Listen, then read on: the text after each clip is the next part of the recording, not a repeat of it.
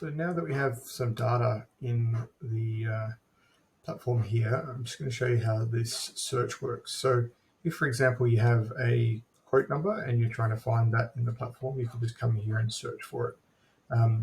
If you wanted just to find all audit cover policies or all ACRE policies, for example, you can just put ACRE in here and it will return all ACRE policies. If I wanted to find all policies that were had the surname David Hume in them, then I can just search for Hume and then they're available. One thing that's really powerful is that you can then filter these by the date that they were created. And there's a really powerful element here where you can download the CSV of these policies. Now, if you do that, you get a CSV with all of the data, and it's really important that this is your data. But one important thing here is that you get a resume URL.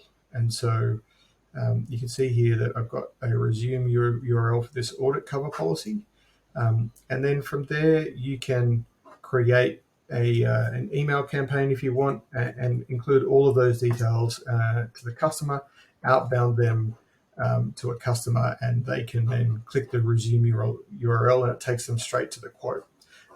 So this is another option for you, and then they can bind it and that quote gets done. So you can create quotes in bulk and then do an EDM campaign out to your customers and get really good conversions. And some customers have been doing that really well. The other option too is if a quote hasn't really processed for a little while, you can come in here and then email it back to the customer and just to give them a reminder, and then they can bind the policy. That's just access to some of the data. The same thing works with policies, but of course there's no resume URL. You can download the data at any time. It's all there for you, has all of the details about your commission and fees that you've earned.